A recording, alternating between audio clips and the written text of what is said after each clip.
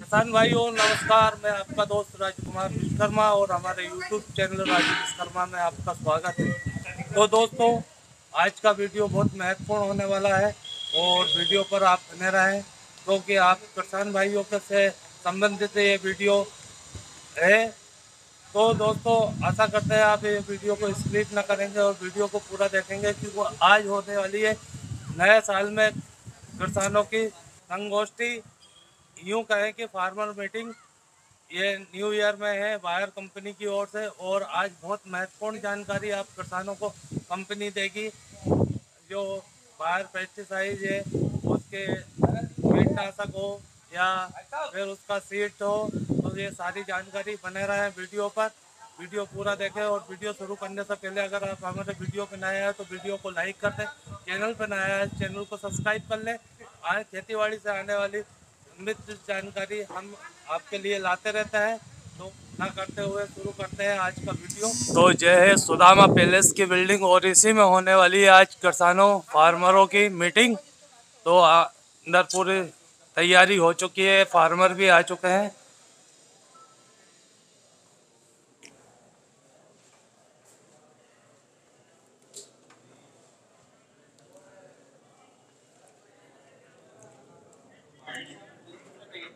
सभी को नमस्कार प्रणाम। सबसे पहले आप सभी किसान भाइयों से हम क्षमा चाहेंगे क्योंकि थोड़ी सी देरी हो गई प्रोग्राम को स्टार्ट करने में। मैं आप सभी किसान भाइयों का, इस नरसुल्लागंज क्षेत्र से आए हुए सभी किसान भाइयों का हार्दिक स्वागत, वंदन, अभिनंदन करता हूं। साथ ही हमारे कंपनी से आए हुए हमारे commercial manager sir mister Dinesh Kumar Srivastava sir का भी स्वागत करूंगा। Thank you. इसके साथ ही आप सबको पता होगा कि बायर का कोई भी चीज आपको चाहिए या सही जानकारी चाहिए तो आप सभी लोग मैक्सिमम मारुति कृषि सेवा केंद्र पर जाते थे। तो ये पिछले 40 सालों से चल रहा था, जहाँ पे आपको एक विश्वास था मारुति कृषि सेवा केंद्र पर कि यहाँ सही चीज मिलेगी, सही जानकारी मिलेगी जो आपकी खेती के लिए ज्यादा उत्पादन बढ़ाने के लिए सहयोगी होगी। तो ये आपको आमंत्रित करना चाहूंगा श्री घनश्याम जी अग्रवाल जी का भी स्वागत करने के लिए। तो आइए हम ये मान के चले कि यदि बायर की मैं बात करूं तो नसरुल्लागंज क्षेत्र के अंदर पिछले 40 साल से घनश्याम जी और महेश भाई बायर का काम देखते थे। और आप देख सकते हैं बायर का एक कैसा एसोसिएशन होता है। इतने सारे मार्केट में लोग हैं लेकिन वो हमसे जुड़े रहे और हम उनसे जुड़े रहे पिछले 40 सालों से। तो एक आत्मीय हम लोगों का एक बंधन था और एक ही कारण था कि वो भी एक अच्छे क्वालिटी बिजनेस के ऊपर विश्वास करते हैं और बायर भी एक अच्छे बिजनेस के ऊपर विश्वास करती है। यदि हमको व्यापारी करना होता तो मार्केट में बहुत सारे लोग हैं, बट व्यापार सब कुछ नहीं होता, एक विश्वास बहुत बड़ी चीज होती है। और एक वो कड़ी आज हमारे लिए कह सकते एक ऐसा टाइम है जब एक हमारा एक लंबा एक एसोसिएशन था वो छूट रहा है। आप सबको पता है कुछ दिन पहले महेश जी हमारे साथ में नहीं रहे, वो एक हमारे लिए एक बड़ी दुखद घड़ी थी। और अब जो भी घनश्याम जी का निर्णय रहा है हम उसका स्वागत करते हैं। अब वो शायद इस बिजनेस में नहीं रहना चाह रहे हैं बिकॉज इतना टाइम वो नहीं डिवोट कर रहे हैं, बच्चे दूसरे बिजनेस में चले गए। तो आज जो एक उन्होंने एक एस्टेब्लिश किया था अपना बिजनेस, वो अपना बिजनेस को बीरेन जी को हैंडओवर कर रहे हैं। आज से आप मान के चलिए जो भी सर्विसेज घनश्याम जी के द्वारा आप लोगों को दी जा रही थी वो मुझे विश्वास है कि बीरेन जी उसी विश्वास के साथ में, उसी सेवाओं के साथ में हमारे नसरुल्लागंज क्षेत्र के किसान भाइयों को दे पाएंगे। तो इन्हीं शब्दों के साथ में बहुत ज्यादा समय ना लेते हुए मैं बीरेन जी से निवेदन करूंगा कि वो घनश्याम जी का स्वागत करें। चलिए कोई बात नहीं, आपकी तरफ से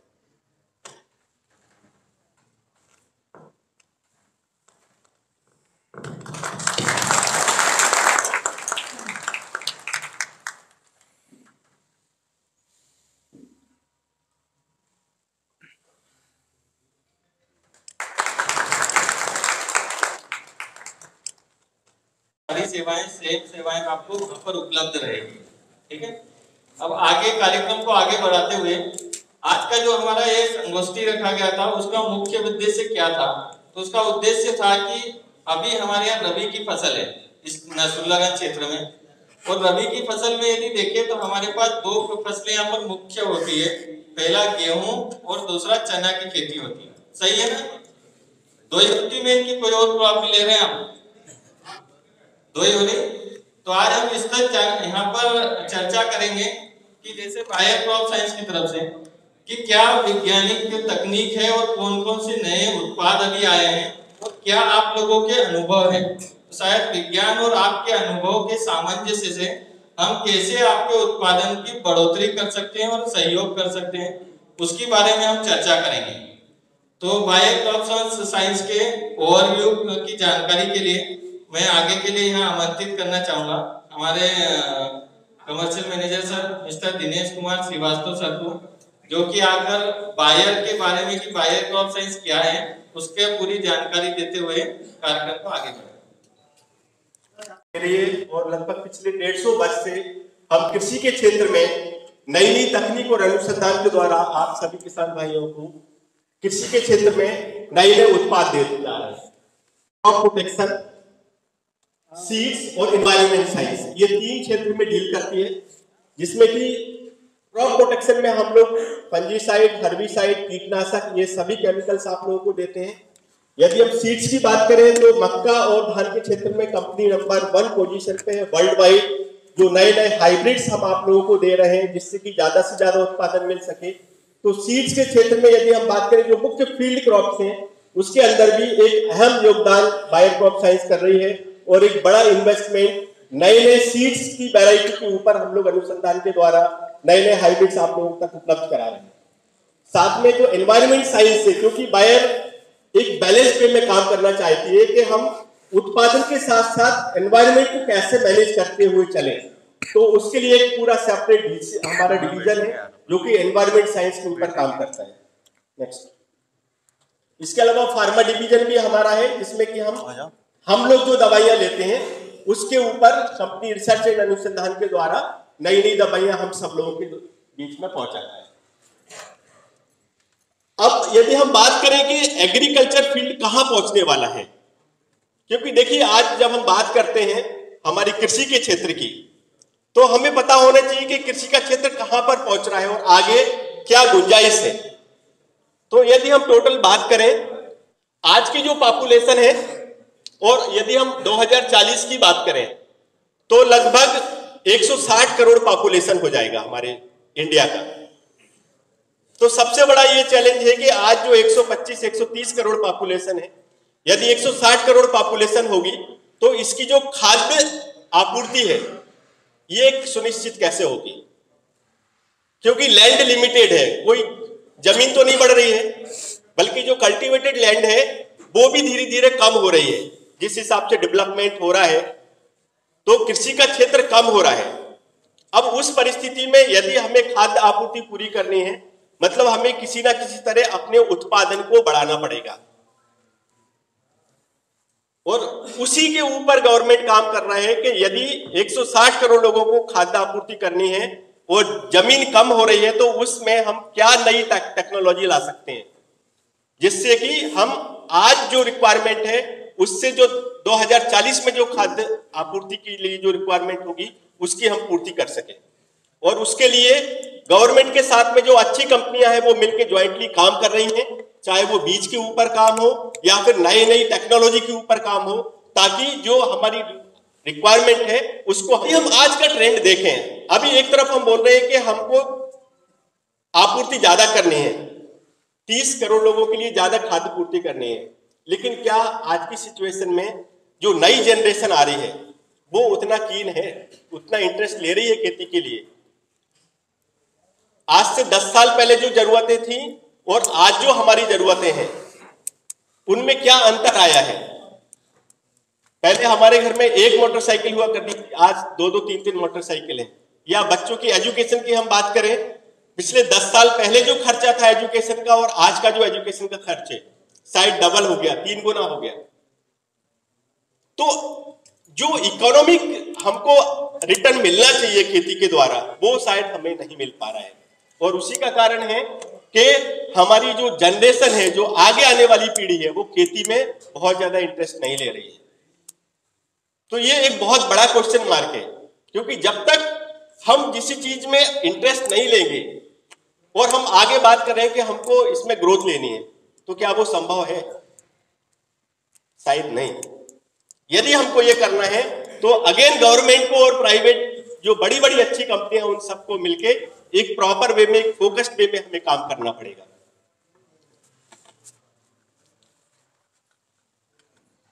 क्या चाहिए यदि हमको इसमें बेनिफिट देना है आप लोगों को, यदि हमें न्यू जनरेशन को कृषि के क्षेत्र में यदि बढ़ावा देना है, उनका इंटरेस्ट क्रिएट करना है, तो हमें क्या करना पड़ेगा?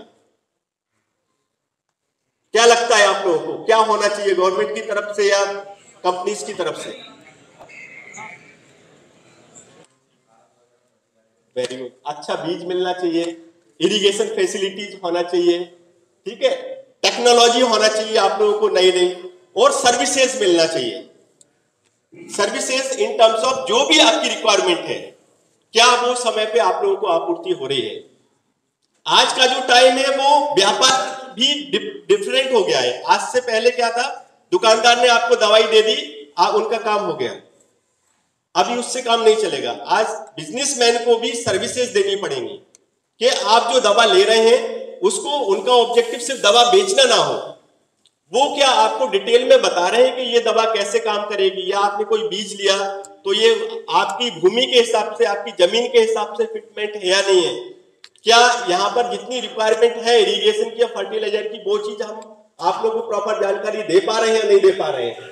तो ये जो पूरी सर्विसेज हैं, ये यदि आपको मिलेंगी तभी जाके हम अपने उत्पादन को बढ़ा सकते हैं। यदि हम मोटा मोटा बात करें, आप लोग 1 एकड़ में क्या रिटर्न लेते हैं? यदि सपोज गेहूं की हम बात करें, अभी गेहूं की फसल लगने वाली है, तो 1 एकड़ में कितना उत्पादन मिलता है हम लोगों को? 20 क्विंटल।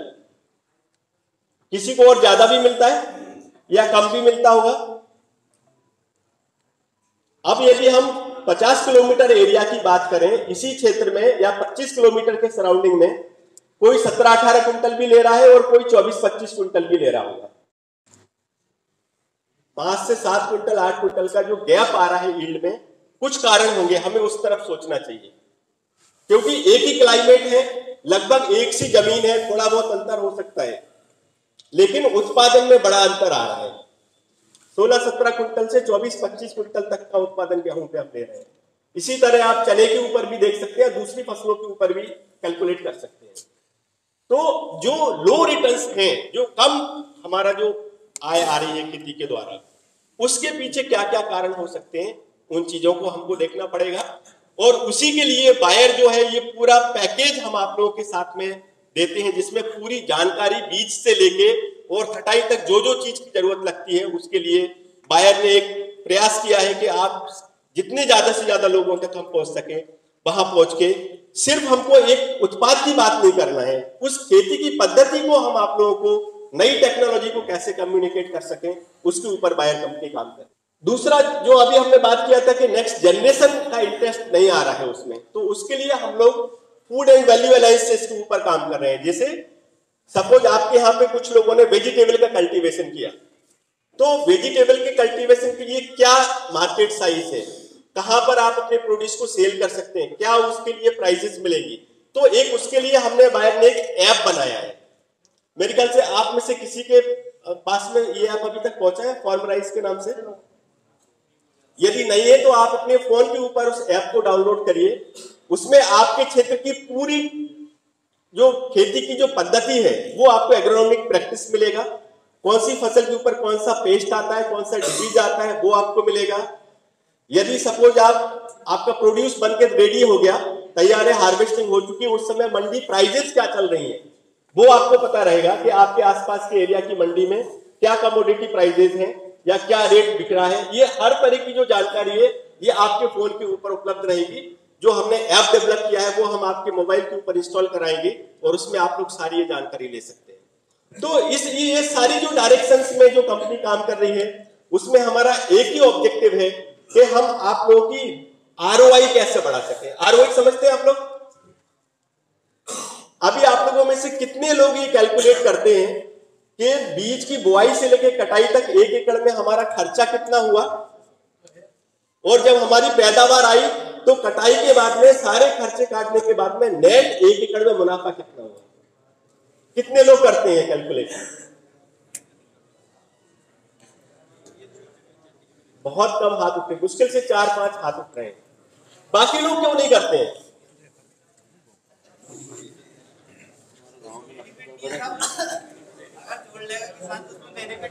बेनिफिट नहीं है तो अपन क्यों खेती कर रहे हैं? यदि बेनिफिट नहीं है तो हम क्यों कर रहे हैं?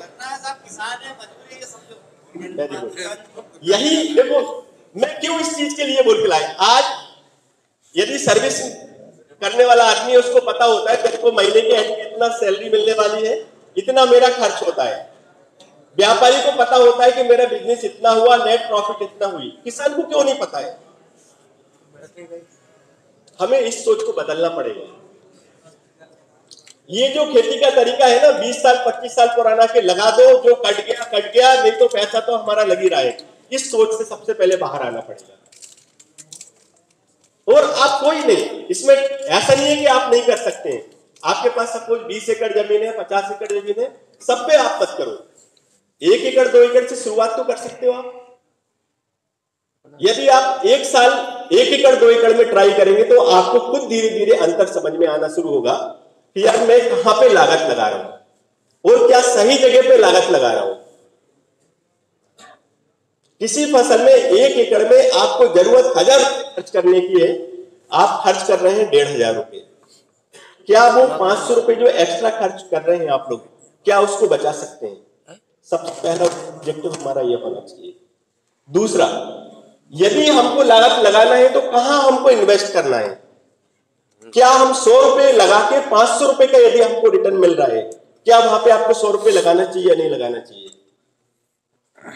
ये हमारे पास एनालिसिस नहीं है। हम लोग क्या करते हैं, गांव में 4 लोगों ने किया, हम भी वो करेंगे। वो सही या गलत है वो हमारे पास में कैलकुलेशन नहीं होता है। तो इस सोच से हमें थोड़ा सा बाहर आना पड़ेगा और हमें हमारा प्रॉफिट के ऊपर ध्यान देना पड़ेगा कि 1 एकड़ के ऊपर मैं जो खेती कर रहा हूं, चाहे वो गेहूं की है, चने है, सोयाबीन, जो भी फसल आप लगाते हैं, उसमें हमारा नेट प्रॉफिट कितना आ रहा है या रिटर्न ऑन इन्वेस्टमेंट कितना हो रहा है। यदि आपने 1 एकड़ में 3000 रुपए खर्चा किया तो 3000 रुपए खर्च करके आपको रिटर्न कितना मिला और नेट पर एकड़ का मुनाफा कितना आ रहा है। जिस दिन आपने ये करना शुरू कर दिया, उस दिन से आपकी प्रॉफिटेबिलिटी बढ़नी शुरू हो जाएगी। करके देखिए आप एक बार। नेक्स्ट, तो अभी हम आते हैं, ये तो जनरल जो हमें करना चाहिए, थोड़ा सा हमने उस पॉइंट के ऊपर डिस्कशन यहां पर किया। अब यहाँ की जो मुख्य फसल है, अभी क्या फसल है, हम थोड़ा सा फसल के ऊपर यदि चर्चा करें तो गेहूं और चने। ओके, अभी कितना दिन का फसल होगा चने की?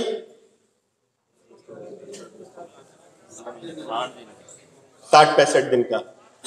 ओके, और गेहूं का? गेहूं 50-60 दिन के आसपास। ओके, ठीक है। हम पहले चने के लिए संक्षिप्त में बात करेंगे, फिर गेहूं के ऊपर हम बात करेंगे। नेक्स्ट, बीज उपचार आप सब लोग करते हैं। मैं बहुत ज्यादा टाइम नहीं लूंगा क्योंकि जो सेगमेंट निकल चुका है। जस्ट एक आपकी इंफॉर्मेशन के लिए, बीज उपचार आप लोग करते हैं चने का, गेहूं का? Very good. किस चीज से करते हैं? गाउचो से। फंजीसाइड से भी करते हैं? क्योंकि देखिए, मिट्टी में बीज डालने के बाद में 2 तरह की प्रॉब्लम्स आती हैं। एक तो कीट के द्वारा बीज का नुकसान हो सकता है और दूसरा बीमारी के द्वारा हो सकता है। तो जो भी आप बीज उपचार करें, ऐसा बीज उपचार करें जिससे हमारी दोनों तरह की प्रॉब्लम सॉल्व हो। क्योंकि हमें नहीं पता मिट्टी में जाने के बाद बीज में कितना आ रहा है। दूसरा चीज, जो बीज हम लोग डालते हैं, मैंने यहां पे देखा कई जगह 80-80, 70-70 किलो गेहूं 1 एकड़ में डालते हैं आप लोग। 1 कुंटल भी डालते हैं। बंद करिए इसको। आज गेहूं का रेट देखिए कितना, आप 2,500-3 हजार रुपए का रेट बीज डालते होंगे गेहूं, या और 4,000 रुपए तक का भी लगाते हैं। क्यों डालते हैं इतना बीज आप?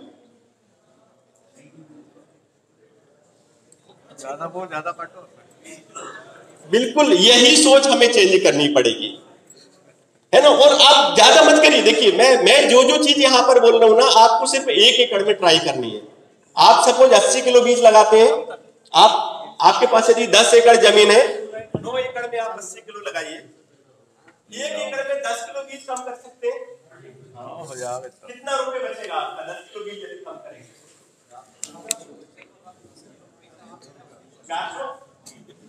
400 रुपए आप रुपए बचाइए।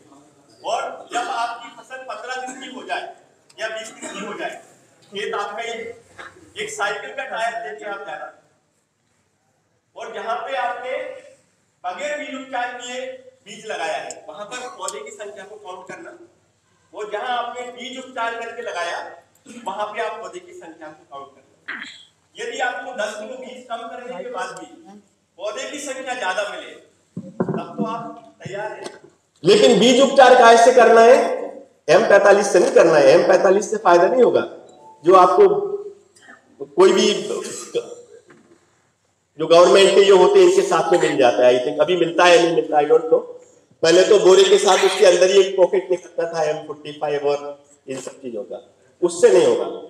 अभी आपको सही प्रोडक्ट का चुनाव करना पड़ेगा, जिससे कि जो 10 किलो बीज कम करने का रीजन जो है, जो नुकसान हो रहा है, जो इंसेक्ट के द्वारा और जो डिजीज के द्वारा जो बीज का नुकसान हो रहा है, यदि नुकसान को आपने खत्म कर दिया तो आपका 10 किलो बीज बढ़ने के बाद भी आपका उत्पादन में आपको अंतर मिलेगा। पहली चीज तो यदि 5% प्लांट पॉपुलेशन बढ़ गया तो सीधा सीधा 5% पैदावार आपकी वैसी बढ़ जाएगी। दूसरा चीज, आपको कोई पैसा भी खर्च नहीं करना है। जो आपने 400 रुपए बचाए ना, ये 400 रुपए में से 200 रुपए खर्च करना है। 200 रुपए तब भी आपकी लागत आप कम कर सकते हैं। तो बगैर किसी खर्च के यदि आपने 5% प्लांट पॉपुलेशन बढ़ा लिया तो सीधा सीधा आपकी 5% पैदावार बढ़ गई। बाकी जो फायदे हो रहे हैं वो अलग है। कर सकते हैं आप लोग। तो ये साल निकल चुका है, अगले साल जरूर इसको जो भी आप फसल लगाएं बीज उपचार करिएगा।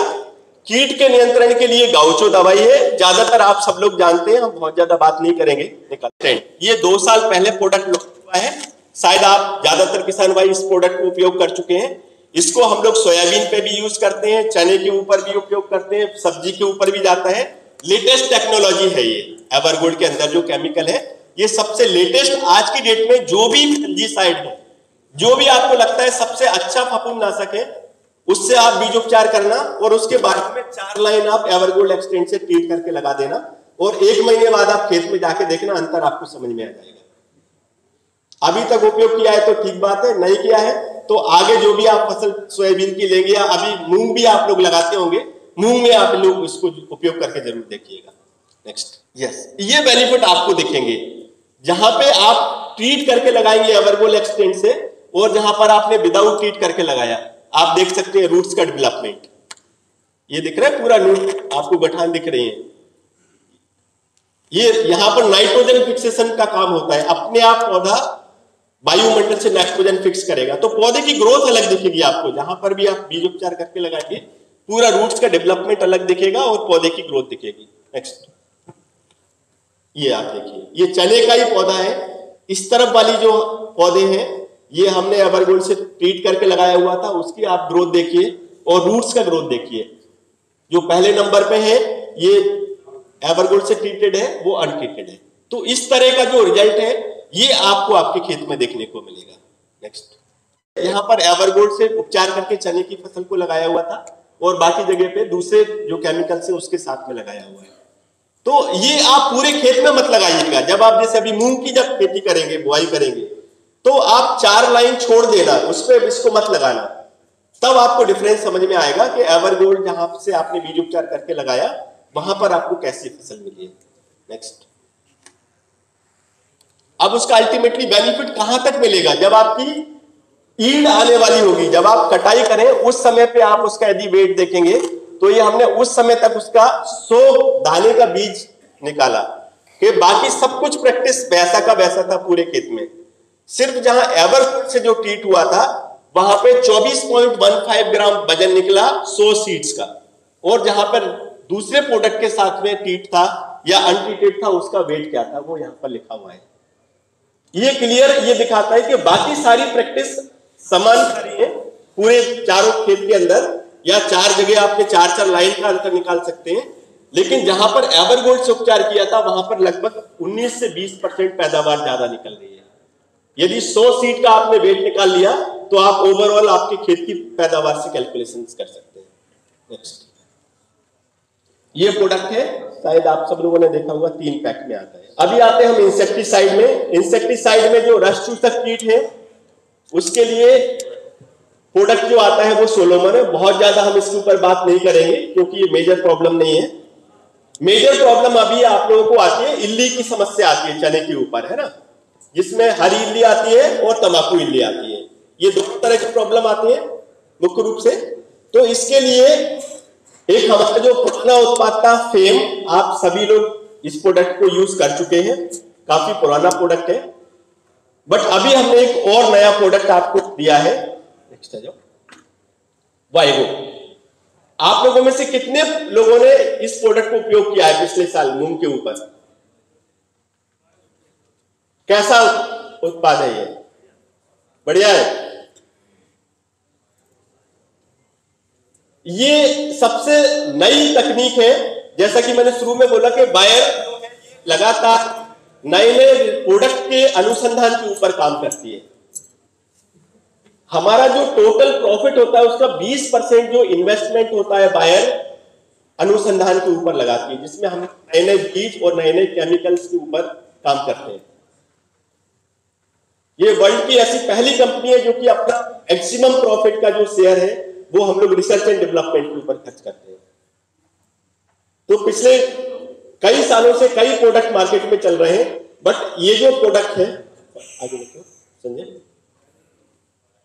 ये आज की लेटेस्ट टेक्नोलॉजी है, लेटेस्ट जनरेशन है, जिसके अंदर ट्रेटानिलिप्रोल है और ये एंथ्रेनिलिटिक ग्रुप का प्रोडक्ट है। ये मतलब जो भी केमिस्ट्री मार्केट में है, जितने भी प्रोडक्ट मार्केट में है, उसमें सबसे लेटेस्ट टेक्नोलॉजी, आप इतना समझ के रखिए। बहुत ज्यादा हम टेक्निकल्स की यहां पर बात नहीं करेंगे, मोटा मोटा आप मान लो कि आज जितने भी प्रोडक्ट बाजार में है उसमें सबसे लेटेस्ट टेक्नोलॉजी है, लेटेस्ट जनरेशन का ये प्रोडक्ट है।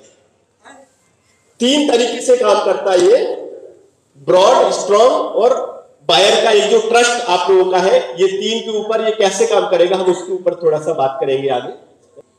इसको थोड़ा सा आप ध्यान से देखिएगा। यहां पर आप इसका हमने 2 परीक्षण किए हैं। यहां पर जो आप व्हाइट देख रहे हैं ये डैमेज है, इसको और यदि डीप में समझना है तो हम आपको आपके मोबाइल पे हम दिखा पाएंगे बाद में, क्योंकि ये मूव करता है ये टेक्नोलॉजी। अभी यहां पर हम लोग इस पे नहीं आपको रिफ्लेक्ट करा पा रहे हैं। इसमें आपको पता चलेगा कि ट्रीटेड और अनट्रीटेड में किस तरीके से, जहां पर वाइगो का स्प्रे हुआ है वहां कैसे फसल हमारी सुरक्षित रहती है, और जहां पर नहीं वाइगो स्प्रे किया वहां पर कैसे डैमेज होता है। क्योंकि ये पूरा आप इस तरफ की पिक्चर में आप देख रहे होंगे, कुछ जगह आपको ग्रीन कलर दिख रहा है, मतलब ये जो दवा है ये नीचे से लेके ऊपर तक पूरे पौधे को पॉइजनस कर देती है ना। इसको आप लोग फील्ड में जब भी जाए तो इसको जरूर समझाना हमारे किसान भाइयों को, जो भी हमारी फील्ड टीम के लोग यहाँ पर है, क्योंकि ये समझना बहुत जरूरी है कि किस तरीके से ये दवा काम करती है, क्यों लंबे समय तक काम करती है। जहां पर आपने वाइगो डाला है, सपोज 4 लाइन पे डाला है, वहां आपको कितने दिन बाद दूसरे दवाई की जरूरत लगेगी, और जहां आप दूसरी दवाइयां डाल रहे हैं वहां आपको कितने दिन बाद जरूरत लग रही है। ये अंतर आपको समझ में आएगा। उसका कारण क्या है, इसका जो एफिकेसी है और जो पेनिट्रेशन है जो पौधे के अंदर, वो लंबे समय तक उसका इफेक्ट होता है और पूरे पौधे को ये पॉइजनस कर देती है। 2 तरीके से काम करेगा, यदि अंडे रखे हुए हैं या छोटी लार्वी है उसके ऊपर दवा पड़ेगी तो भी उसको खत्म करेगा, और यदि दवा डालने के 1 हफ्ते बाद यदि तितली अंडे रख रही है तो उसमें से जब इल्ली बाहर निकलेगी और जैसे ही वो डैमेज करना शुरू करेगी उसको भी खत्म करेगा। इसी कारण इसका लॉन्गर परसिस्टेंस, जिसको हम बोलते हैं, लंबे समय तक नियंत्रण मिलता है। नेक्स्ट, 2 चीजों का ध्यान रखना है। दवा महंगी है, नो डाउट, बायर थोड़ा सा आप लोगों को पैसा ज्यादा देना पड़ता है बायर का, आप कोई भी उत्पाद लें, लेकिन वो आपके पैदावार में कवर हो जाएगा।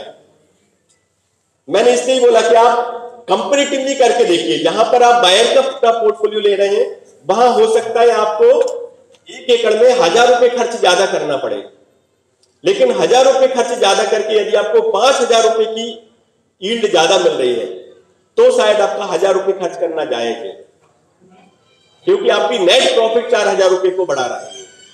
तो यहां पर आपको डोज जो है 100 ml प्रति एकड़ का रखना है, इसमें कंप्रोमाइज नहीं करना है। ऐसा नहीं कि 50 ml में आप लोग अपना काम करने हैं, वो नहीं, क्योंकि जो हम चाह रहे हैं, जो रिजल्ट आप लोगों को मिलना चाहिए पैदावार में, वो सही डोज के ऊपर ही मिलेगा।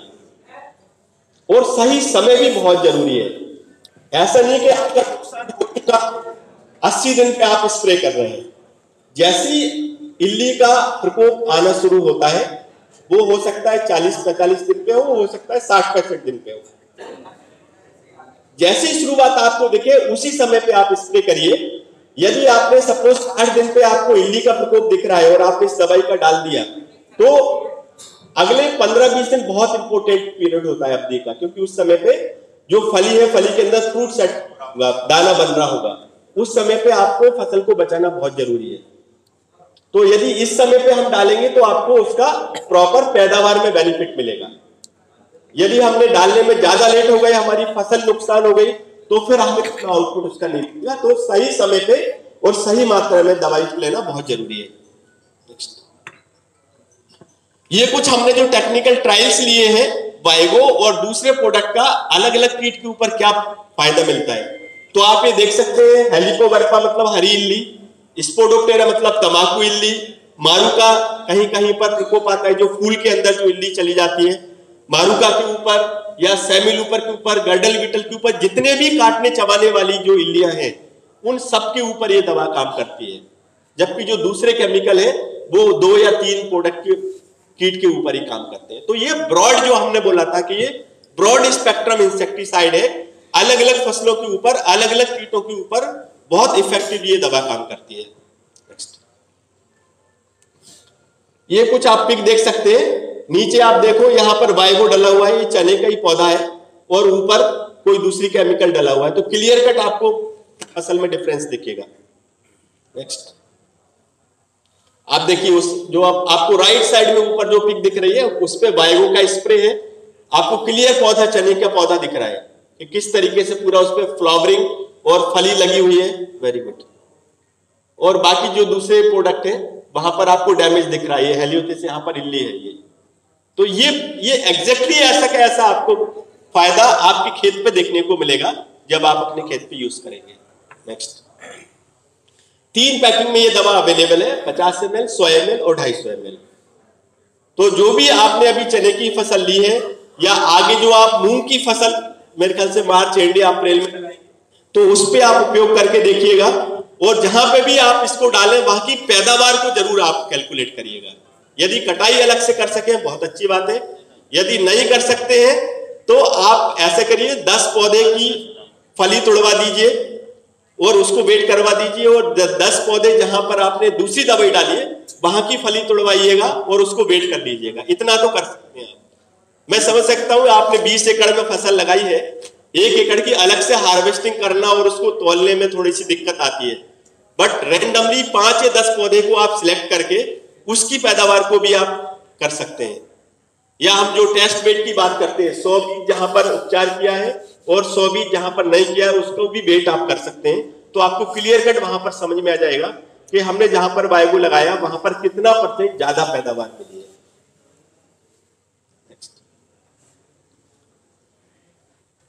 ठीक है। इसके अलावा यदि फंजीसाइड की जरूरत हमको कई बार फसल में लगती है, सूखने की समस्या आती है, तो उसके लिए सबसे बेस्ट तरीका है आप बीज उपचार करके रखिए, क्योंकि कई जगह पे जब सूखना शुरू होता है तो काफी तेजी से सूखने की प्रॉब्लम आ जाती है। लगभग आप मान के चलो 1 हफ्ते में काफी खेत में नुकसान हो जाता है। जब तक आप दवाई लेने जाते हैं तब तक 50% आपका लॉस हो चुका है। तो कभी भी यदि ऐसी प्रॉब्लम आपको आती है तो उसका कारण पहले पता करिए। सूखना या जो आप उगरा जो 2-3 कारण से हो सकता है, कहीं पे फफूंद की वजह से होता है, कहीं पे दीमक की वजह से भी होता है ना। तो यदि खेत सूख रहा है तो जरूरी नहीं है बीमारी हो उसमें, आप पहले कारण पता करिए। यदि आपके खेत में दीमक है तो दीमक की वजह से जो रूट्स का जो डैमेज होता है उस कारण भी पौधा सूखने लगता है। यदि फंगस की वजह से सूखना शुरू हो रहा है तो आपको उसकी जड़ों में सफेद सफेद लेयर दिखेगी, ठीक है। अब इसमें भी 2-3 फफूंद होते हैं जो कि नुकसान करते हैं। पहला होता है फ्यूजेरियम, जो फफूंद होती है। कोई भी दवा फ्यूजेरियम को 100% कंट्रोल नहीं करती है, ऐसी कोई दवा नहीं है। आप सोचेंगे इससे मैं बीज उपचार कर दूं, स्प्रे कर दूं, मेरे खेत में सूखना बंद हो जाएगा, नहीं होगा।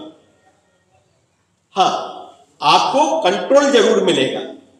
यदि नॉर्मल जो आप दवाइयां उपयोग कर रहे हैं उसमें आपको 50 से 60% तक फायदा मिल रहा है, तो आप यदि एवरगोल्ड से उपचार करेंगे या बाद में ब्यूनोस या नेटिवो को दवा को उपयोग करेंगे तो हो सकता है आपको 80-85% तक फायदा मिल जाए। वो आपको कंपैरेटिवली अंतर मिलेगा।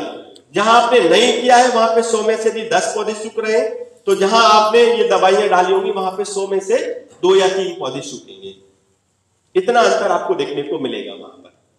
तो ये ब्यूनोस जो दवाई है इसको आप लोग यूज कर सकते हैं या दूसरे स्प्रे में। नेक्स्ट, नेटिवो जो दवाई है इसके बारे में हम और आज डिटेल में बात करेंगे। नेटिवो को भी आप लोग काफी लोग यूज करते हैं चने के ऊपर और मूंग के ऊपर। जहां तक कि आप सब लोगों ने इसका बेनिफिट देखा भी होगा, तो हम नेटिवो पे डिटेल में अभी आगे बात करेंगे। सो ये हमारा पूरा पैकेज है। यदि हम इसको आपके खेत में आप लोग यदि उपयोग करते हैं तो आप डेफिनेटली आपको प्रति एकड़ जो पैदावार है उसमें पैदावार में आपको अंतर देखने को मिलेगा। बीज उपचार में आप देख रहे हैं गाउन है। उसके बाद में यदि रस्ट चूसक कीट आते हैं तो उसके लिए आप सोलोमोन डाल सकते हैं, और हरी इल्ली या तंबाकू इल्ली के ऊपर वाइगो और फेल, ये 2 दवाइयां हमारे पास में है। फंजीसाइड की यदि हम बात करें तो हमारे पास में प्रोडक्ट है, ब्यूनोस है, पॉलीक्योर है और नेटिवो है। तो जरूरत के हिसाब से आप इन दवाइयों को उपयोग करके, और 1 एकड़ में यदि हम इस पूरे पैकेज के साथ में जाते हैं तो इसका खर्च कितना आता है और आपको उत्पादन कितना मिला इसको आप देखिए। और जो दूसरी प्रैक्टिस आप अपने खेत में कर रहे हैं उसमें आपका खर्चा कितना आया और आपको पैदावार कितनी मिली। यदि आप 1 एकड़, 2 एकड़, 5 एकड़ में इसको करेंगे और अंतर यदि आप देखते हैं तो जरूर आपको अंतर देखने को मिलेगा कि हमने यदि लागत लगाई हुई है तो उसका हमको नेट रिटर्न कितना मिला। सो ये ओवरऑल चने की फसल के बारे में था। यदि इसमें किसी का कोई क्वेश्चन है या आप लोगों की कोई थ्योरी है तो आप पूछ सकते हैं। उसके बाद हम नेक्स्ट क्रॉप के ऊपर आगे बढ़ेंगे। उबलने का कारण मैंने आपको बताया, आप कारण पता करिए क्या कारण है। फफूंद की वजह से भी हो सकता है और दीमक की वजह से भी हो सकता है, ठीक है। यदि दीमक की वजह से हो सकता है तो उसके लिए हमें कोई ऐसा केमिकल लेना पड़ेगा जो दीमक को कंट्रोल करे। जैसे कि आप शुरुआत में रीजेंट अल्ट्रा करके एक दवाई आती है, दानेदार है, उसको आप उपयोग करिएगा, उससे आपको बहुत अच्छा फायदा मिलेगा क्योंकि दीमक के ऊपर ये काफी अच्छा कंट्रोल करता है। नॉर्मली आप लोग शायद क्लोरो वगैरह यूज करते हैं बट उसका बहुत लंबा समय तक फायदा नहीं मिलता है, वो हार्डली 4-5 दिन तक उसका इंपैक्ट होता है। तो ऐसे प्रोडक्ट की जगह जो लंबे समय तक दीमक को कंट्रोल दे उन केमिकल्स का आप उपयोग करिए। आप लोगों में से पहले कुछ लोग हमारा रीजेंट एसिड से बीज उपचार करके भी लगाते हैं, तो उससे भी काफी अच्छे लंबे समय तक नियंत्रण मिलता है। तो काफी हद तक आपको फायदा वहां पर देखने को मिलेगा। Thank you very much.